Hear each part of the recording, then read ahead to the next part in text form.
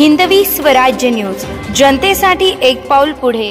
गणपती मंदिरापासून ते बाजारपेठ पर्यंतच्या रस्त्याचे काम निकृष्ट दर्जाचे। Republican party of India Nashik जिल्हा उपाध्यक्ष राजाभाऊ आयरे यांच्या वतीने नगर परिषद मुख्याधिकाऱ्यांना निवेदन।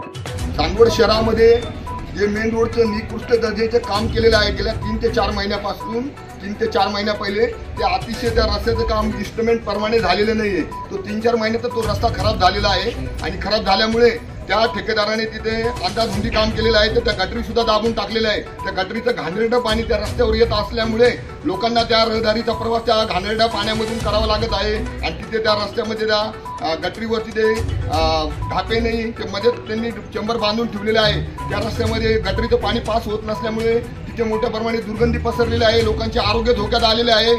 त्या ठेकेदारावर लवकरात लवकर कारवाई करून तिथे शासनाने नवीन मेन रोडचं काम आहे ते लोकांची रहदारी मोठ्या प्रमाणामध्ये असते, तर लवकरात लवकर नवीन रस्ता झाला पाहिजे तिथे। तसे नाही जर झाले तर रिपब्लिकन पक्षाच्या वतीने एक तीव्र स्वरूपाचे आंदोलन छेडल्याशिवाय राहणार नाही, याची दक्षता या शासनाने घेण्यात यावी।